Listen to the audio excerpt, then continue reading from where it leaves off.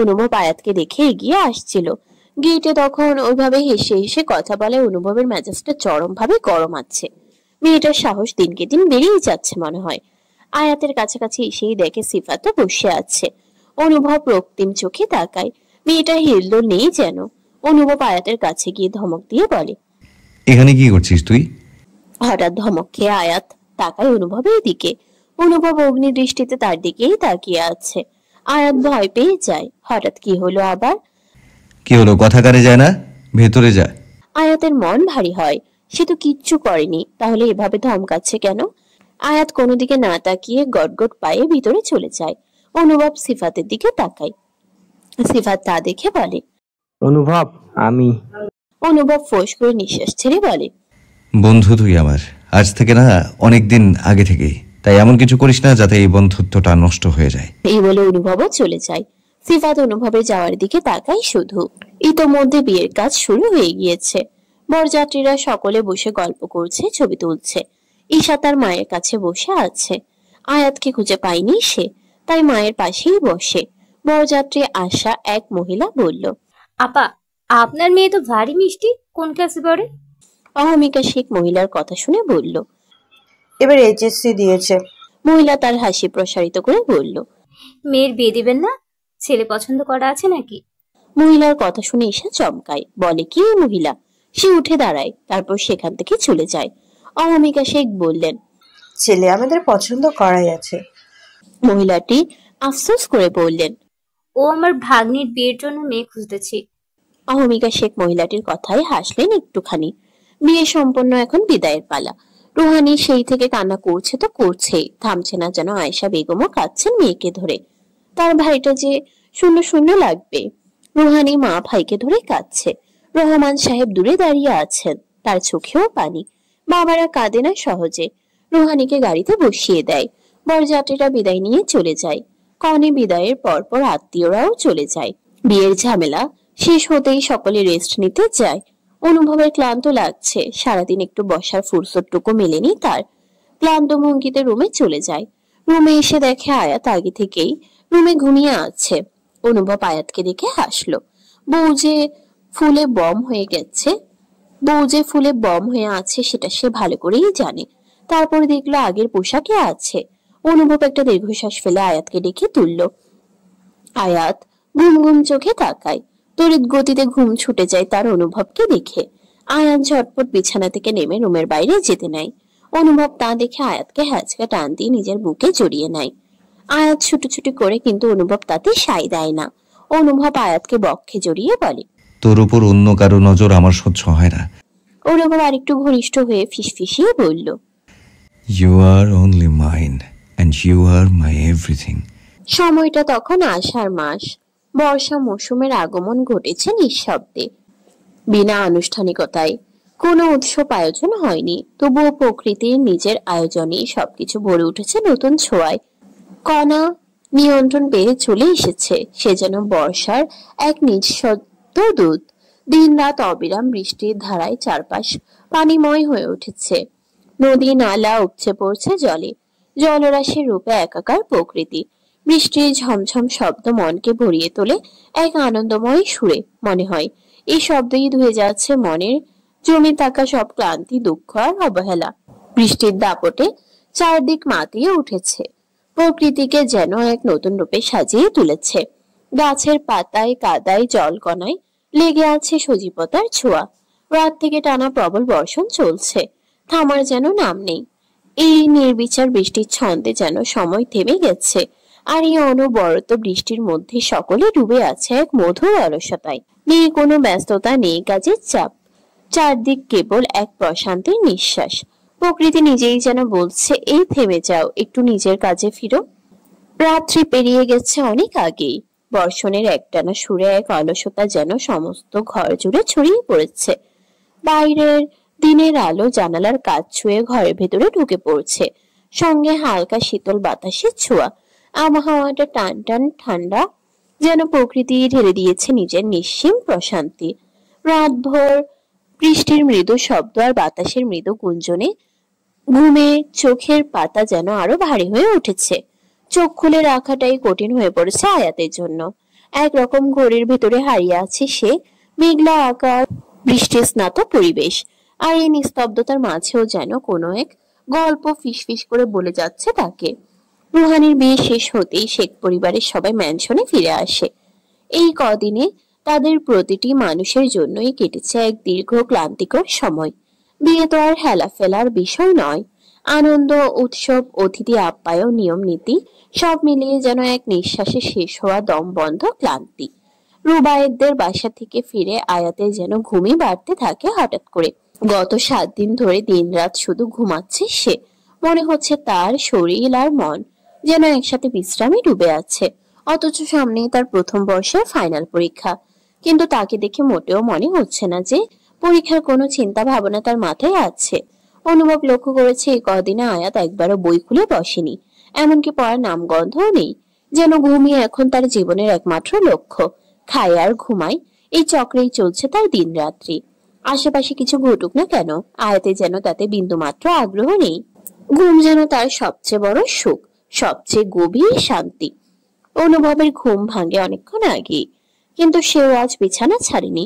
গত রাতে ঝড় বৃষ্টির মধ্যে ভিজে সে বাসায় ফিরেছে। তার এই রাত বিরাতে বাইরে থাকা ইব্রাহিম শেখের মোটেই পছন্দ নয়। ছেলে ঘরে ফিরলে তিনি চটে যান, আবার গভীর চিন্তায়ও ডুবে যান। শুনেছেন জাফর খানের সঙ্গে অনুভবের একটা বিরোধ চলছে, কোন একটি বিষয় নিয়ে লড়াই, যার আসল কারণটা স্পষ্ট তো নয় ইব্রাহিম শেখের কাছে। তিনি বুঝে উঠতে পারেন না হঠাৎ করে গাজীপুরের অফিস চালু করার পেছনে অনুভবের উদ্দেশ্য কি। এই বিষয়ে প্রশ্ন করলে অনুভব শুধু একটাই উত্তর দেয়, নিজেদের জায়গা ফেলে রাখার মানে কি? কিন্তু এটা তো সেই অনুভব যে 2 বছর আগে এই জমিটা বিক্রি করে দেওয়ার কথা বলেছিল। তখন তো সব বন্দোবস্ত প্রায় হয়েও গিয়েছিল। আরো যেন সব অজানা অস্পষ্ট। হঠাৎ করে অনুভবে দেশে ফিরে সেই জমি বিক্রি না করে আবার চালু করা।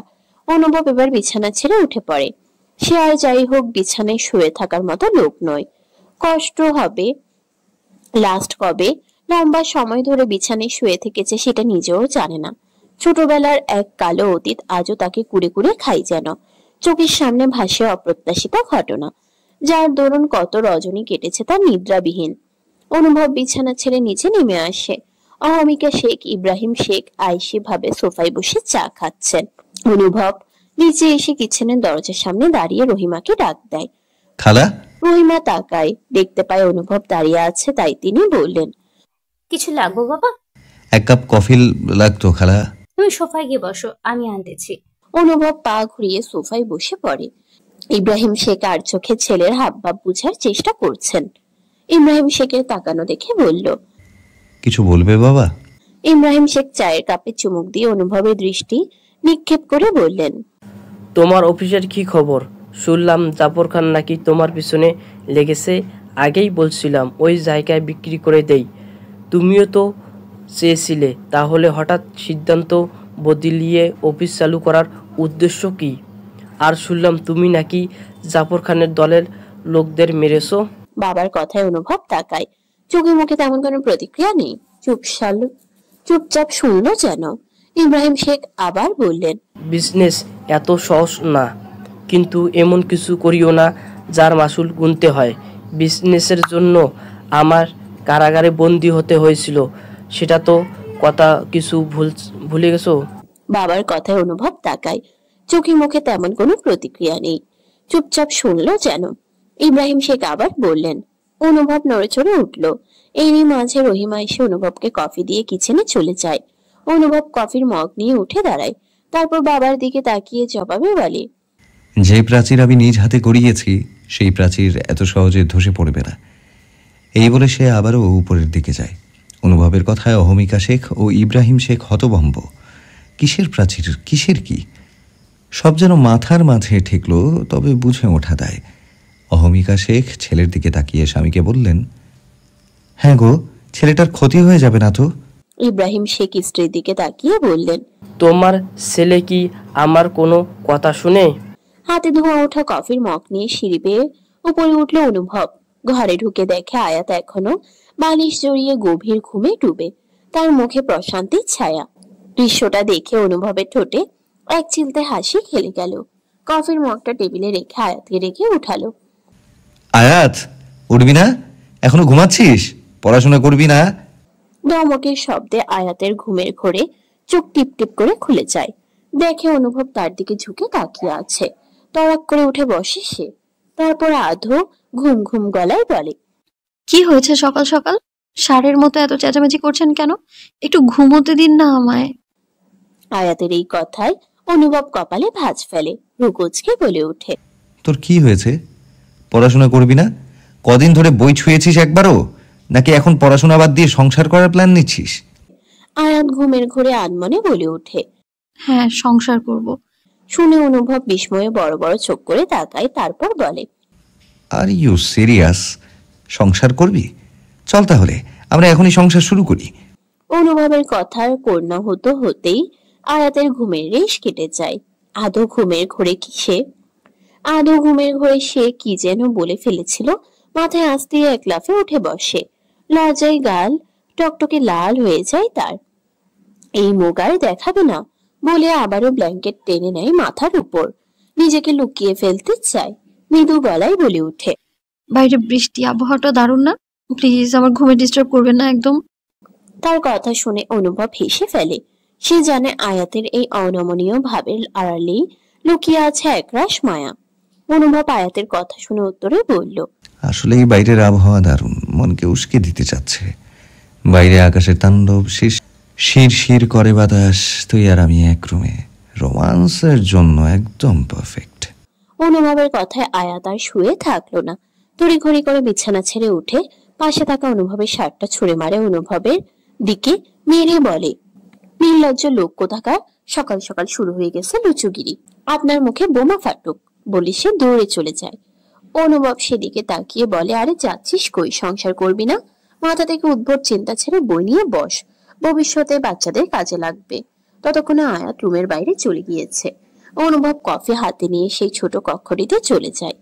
আয়াত রুম থেকে বেরিয়ে সোজা নিচে এসেছে। রহিমাকে দেখে বলল, খালা কি করছো? রহিমা আয়াতের দিকে তাকিয়ে বলে, রান্নার বন্দোবস্ত করছি। কি রান্না করবে? তুমি বরং এক কাজ করো, বাইরে বৃষ্টি, তার সাথে যদি হয় খিচুড়ি, তাহলে দারুণ হবে। আমি তোমায় হেল্প করে দিচ্ছি।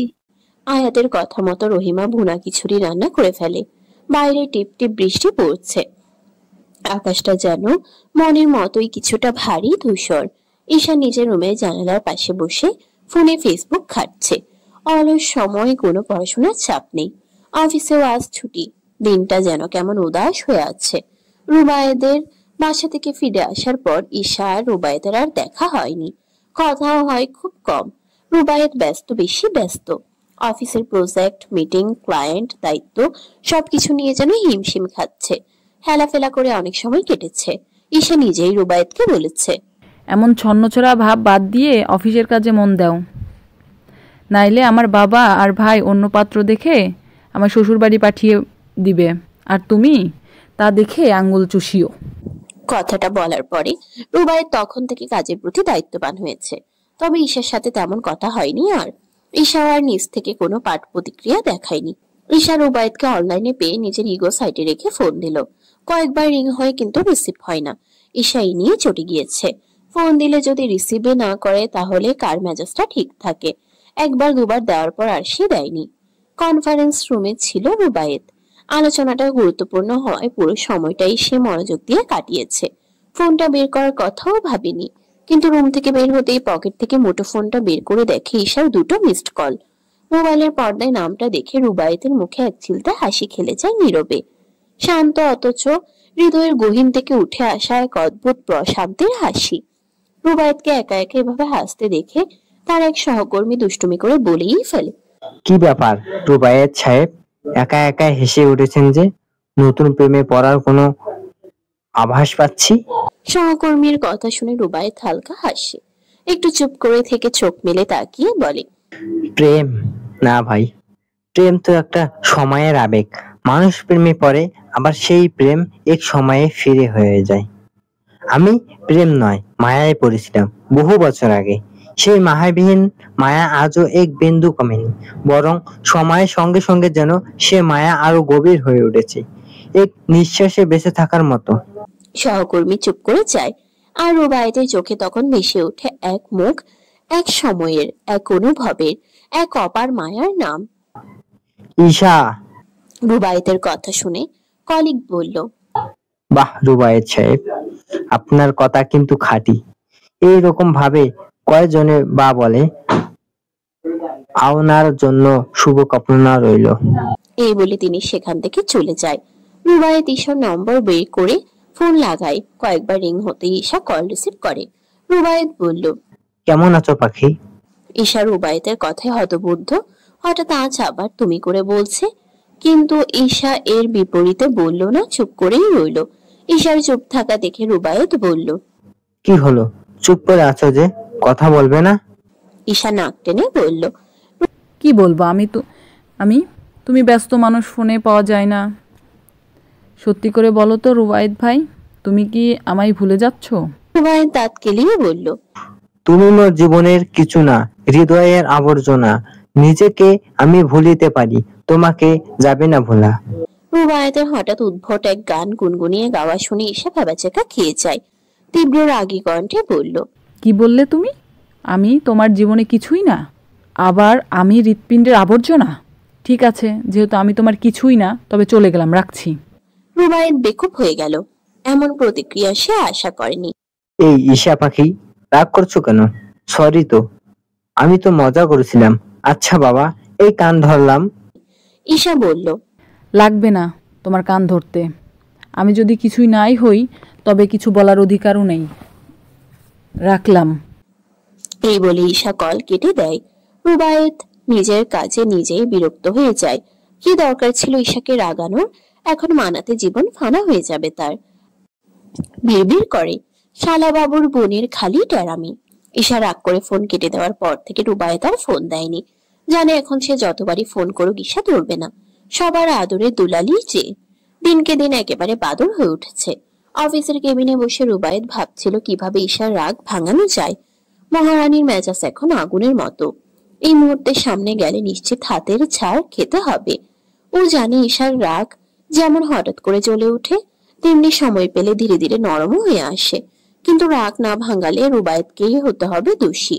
নাক মুখ ফুলিয়ে বলবে, তুমি তো একটা কথাও বলনি। রাগ করলে তো কেবল চুপ করে থাকো, রাগ ভাঙাতেও আসুনি। এইসব অভিযোগে ভরে যাবে ঈশার মুখ। তবু সে চুপ করে বসে থাকতে পারলো না। মনটা কেমন খচখচ করছিল। এমন না যে প্রথমবার রাগ করেছি ঈশা, তবে এবার যেন একটু বেশি। তারই তো ভুল। কি দরকার ছিল ম্যাডামকে গান খানা বলে শোনাতে? তবে এই অভিমানের পেছনে ভালোবাসাই লুকিয়ে আছে। কিন্তু রুবায়েত একটু খাটাতে হবে। ভালোবাসা বলে কথা, একটা চিঠি লিখবে। হয়তো সন্ধ্যায় ঈশার প্রিয় সেই গোধূলির আলোয় রাঙানো রাস্তায় অপেক্ষা করবে। কিছু একটা তো করতেই হবে। রুবায়েত থাই গ্লাসটা ঠেলে খুলে বাইরে চোখ মেলে তাকায়। বাইরে টিপ টিপ বৃষ্টি পড়ছে। চারপাশে যেন আবার নতুন করে প্রাণ ফিরে পেয়েছে। গাছপালার পাতা জলে ধুয়ে টসটসে সবুজ হয়ে উঠেছে। এই বৃষ্টি যে সহজে থামার নয়, তা বেশ বোঝা যাচ্ছে।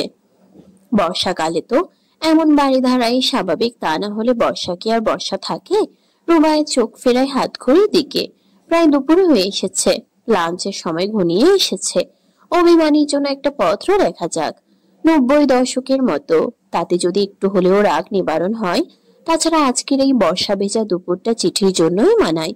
সে কেবিনের ড্রয়ার খুলে একটা নোটবুক বের করে, কলম হাতে নেয় আর একটু চুপ করে বসে থাকে কিছুক্ষণ। তারপর ছোট্ট একটা চিঠি লিখে ফেলে মনের গভীর থেকে। লেখা শেষ হলে কাগজটা ছিঁড়ে নিয়ে যত্ন করে ভাঁজ করে পকেটে রেখে দেয়। লাঞ্চের সময়টা হয়ে এলে রুবায়েত অফিস থেকে একটু বের হয়ে কাছের একটা রেস্টুরেন্টে ঢোকে। চুপচাপ বসে খাবার অর্ডার দেয়। এরপর পকেট থেকে ফোনটা বের করে ছোট্ট একটা মেসেজ টাইপ করে ঈশার উদ্দেশ্যে, আমি খাচ্ছি পাখি, আমার উপর রাগ করে না খেয়ে থেকো না, এর ফল মোটেও ভালো হবে না। মেসেজটা পাঠিয়ে সে 2 মিনিটের মতো চুপচাপ ফোনের স্ক্রিনের দিকে তাকিয়ে থাকে। কোনো রিপ্লাই আসে না। নিঃশব্দ ফোনটায় এক ধরনের ভার জমে থাকে। রুবায়েত একটা দীর্ঘশ্বাস ফেলে। মনে মনে নিজেকে বলে, যে ফোন ধরে না তার কাছ থেকে মেসেজের উত্তর আশা করাটাও তো বিলাসিতা রুবায়েত। হাসি সে একটু ব্যঙ্গ করে। বাহ রুবায়েত বাহ, হবু বউয়ের সাথে একটু রং তামাশা করতে গিয়ে দেখ তোর কি কাণ্ড ঘটিয়ে ফেলেছিস! এখন উল্টো বইয়ে রেগে আছে, বোমা হয়ে আছে, ফেটে গেছিস জটিল ভাবে ভাই। এই ফ্যাসাদ থেকে নিস্তার নেই, কোনো কালেই না। ভালোবাসা নামের এক অপার ফাঁদে পড়েছে রুবায়েত। অভিমানে জড়ানো এক কোমল অথচ কঠিন মায়াজাল। এরই মাঝে খাবার আসলেই রুবায়েত খাওয়াই মনোযোগ দেয়। তবে সামনের টেবিলে কাউকে দেখে তার চোখ আটকে যায়। তার সামনে বসে আছে লিয়া, তাও একটা ছেলের সাথে। ছেলেটাকে দেখা যাচ্ছে না। রুবায়েত বড় বড় চোখ মেলে তাকিয়ে থাকে। কয়দিন আগেও অনুভবের জন্য মুখে ফেনা তুলল কিনা। লিয়া ও রুবায়েতকে দেখে লিয়ার চোখ তার দিকে পড়তেই রুবায়েত চোখ নামিয়ে খাওয়াতে মন দেয়। এমন একটা ভাব যেন সে দেখেনি তাকে। লিয়া রুবায়েতকে দেখে সেখান থেকে উঠে আসে। ছেলেটিও রেস্টুরেন্ট থেকে বের হয়ে যায়। লিয়া এসে রুবায়েতের সামনে চেয়ারে বসে বলে, কেমন আছিস রুবায়েত? রুবায়েত মাথা তুলে তাকিয়ে হালকা হেসে বলল, ভালো। তারপর হঠাৎ চোখে একরকম বিস্ময় ছড়িয়ে বলল, তুই এখানে? লিয়া প্রগাঢ় এক হাসি দিয়ে কিছুটা অভিলাষ ভরে বলল, এসেছিলাম ফ্রেন্ডের সাথে, তুই একা এখানে? রুবায়েত লিয়ার কথার ইঙ্গিতটা ধরতে দেরি করলো না। একটুখানি ব্যঙ্গ মিশিয়ে বলল, অফিস থেকে এসেছিস?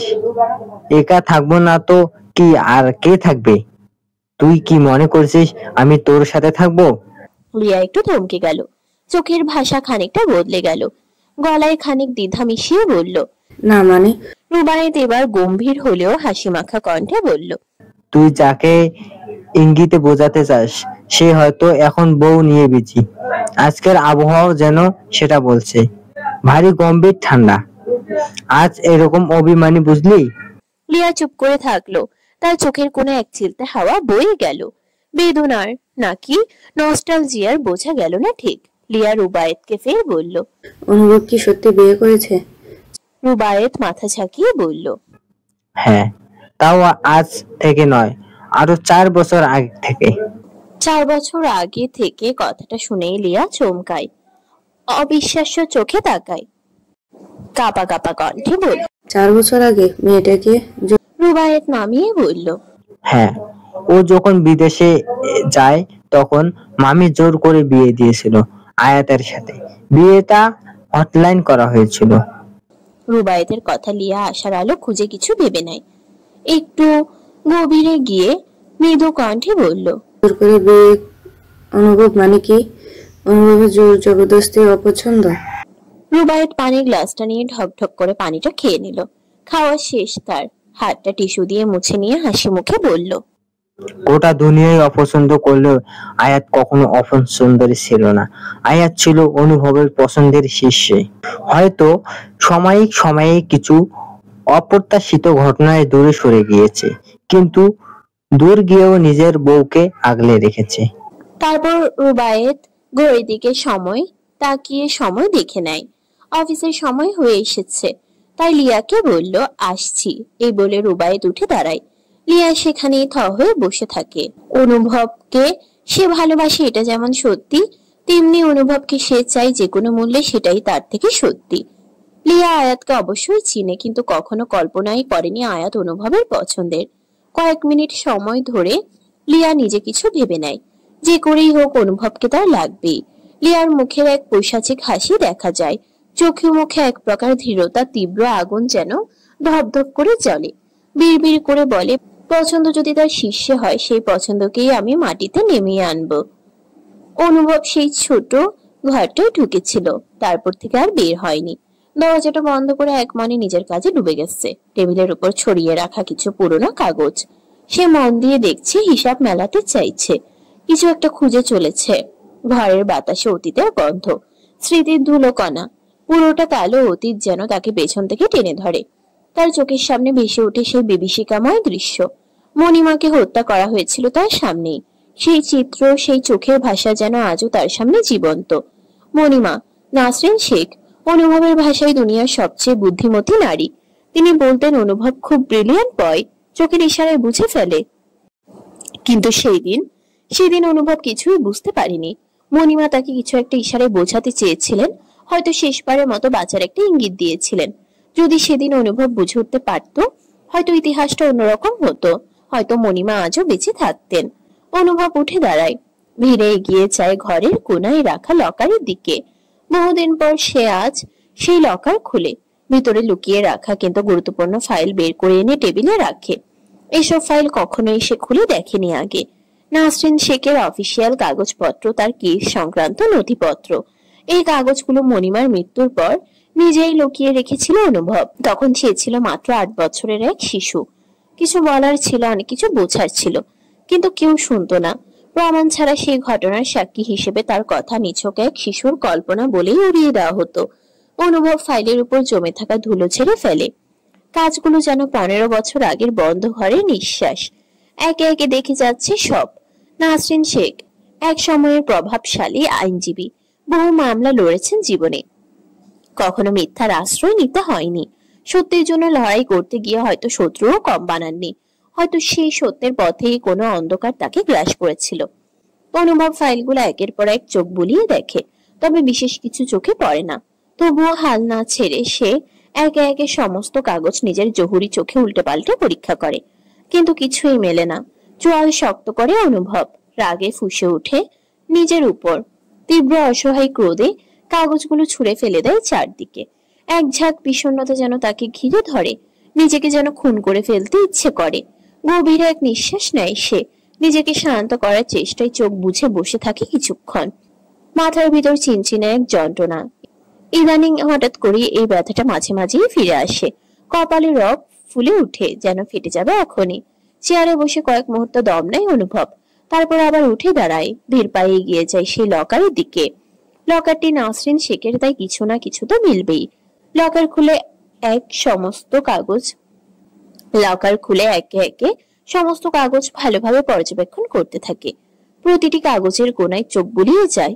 আজ যেন সে সত্যের খোঁজে প্রতিরোধে নেমেছে। এই যুদ্ধে সে হার মানবে না, জয় নিয়েই ফিরবে। হঠাৎ চোখ পড়ে লকারের এক পাশে রাখা একটি ছোট্ট ব্যাগের দিকে।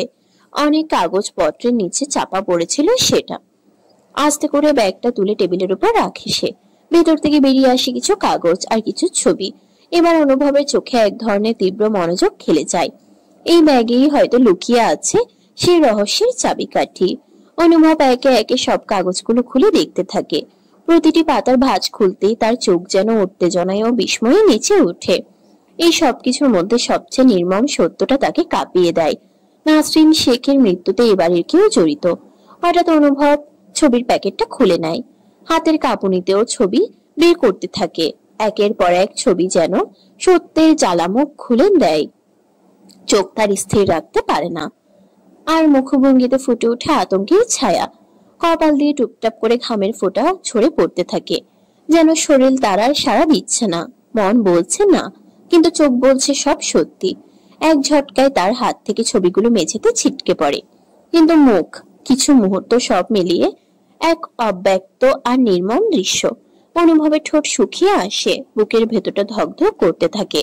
হঠাৎ করে কানে ভেসে আসে জাফর খানের সেই কথাটা, রক্ত কিন্তু রক্ত চেনে, আবার সেই রক্ত কিন্তু বেইমানি করে। এই কথাটা যেন এখন নতুন অর্থে ধরা দেয়। বিশ্বাস আর রক্তের টান দুটোই যেন এবার একে অপরের প্রতিপক্ষ। অনুভব দাঁড়িয়ে থাকে চারপাশে ছড়িয়ে ছিটিয়ে থাকা ছবিগুলোর মাঝে। মাথার ভেতর এখন শুধুই প্রশ্ন, কেন? অনুভব আর ভাবতে পারে না। সে এক চরম সত্যের মাঝে রয়েছে। সে সমস্ত কাগজগুলো কুড়িয়ে রেখে দেয়। অনুভব এখনো নিচে আসেনি দেখে আয়াতের কপালে চিন্তা ভাস দেখা যায়। লোকটা কি এখনো শুয়ে আছে? উনি তো কখনো এমনটা করে না। হঠাৎ কি হলো? সকালে এভাবে দৌড়ে বের হয়ে আসার পর আর সে অনুভবের খোঁজও করেনি। আয়াত চিন্তিত হয়ে উপরের দিকে যায়। ঈশার ঘরের দিকে আসতেই দেখতে পায় ঈশা গম্ভীর মুখে বসে আছে। সেও নিচে আসেনি, তাই আগে ঈশার কাছে গিয়ে জিজ্ঞেস করে, ঈশা, এভাবে মুখটা প্যাঁচার মতো করে বসে আছিস কেন? খাবি না?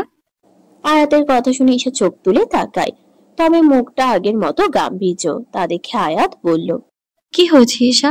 রুবায়েত ভাই কিছু বলেছে? ঈশা খেয়ে হারিয়ে বলল, ওই লোকের কথা আমার সামনে নেবে না আপু। ওই লোক বলে কিনা আমি তার কিছুই না, হৃদয়ের আবর্জনা। ঈশার উদ্ভট কথা শুনে আয়াতের নিজেও ভেবাচেকা খেয়ে যায়। চোখ টিপ টিপ করে তাকায়। সব যে তার মাথার উপর দিয়ে গেছে তার মুখ দেখে বুঝে যাচ্ছে। আয়াত বলল, তোর মাথা ঠিক আছে? কি সব বলছিস, আবর্জনা নাকি? চল, নিচে ডাকছে তোকে। ঈশা মুখটা বিকৃত করে বলল, হ্যাঁ, ওই লোকের কথা বলবে না আমায় একদম। খিদে নেই আমার, তুমি যাও। আয়াত সব যেন মাথার উপর দিয়ে গেছে, তাই সে বের হয়ে নিজের ঘরের দিকে যায়। ঘরে ঢুকেই আয়াত চারদিকে চোখ বুলিয়ে নেয়। অনুভবের ছায়াটাও সে দেখতে পায় না। কই গেল লোকটা? আয়াত ওয়াশরুম, ব্যালকনি সব জায়গায় খুঁজে কিন্তু নেই। তাই সে ছোট কক্ষটির সামনে দাঁড়ায়। তালা খোলা দেখে সে ঠক ঠক করে আওয়াজ করে বলে, আপনি কি ভেতরে আছেন? বের হন, নিচে ডাকছে আপনাকে। অনুভব ঘরের সমস্ত কাগজগুলো আবার আগের জায়গায় রাখছিল। আয়াতের ডাক শুনে তাড়াতাড়ি করে সব লকারে রেখে দিয়ে লক করে দেয়। তারপর দরজার দিকে তাকিয়ে দম নিয়ে নিজেকে সামলিয়ে দরজার কাছে যায়। তারপর দরজা খুলে দিতে নাই। আয়াত ভেতরে আস্তে আস্তে বলে ওঠে,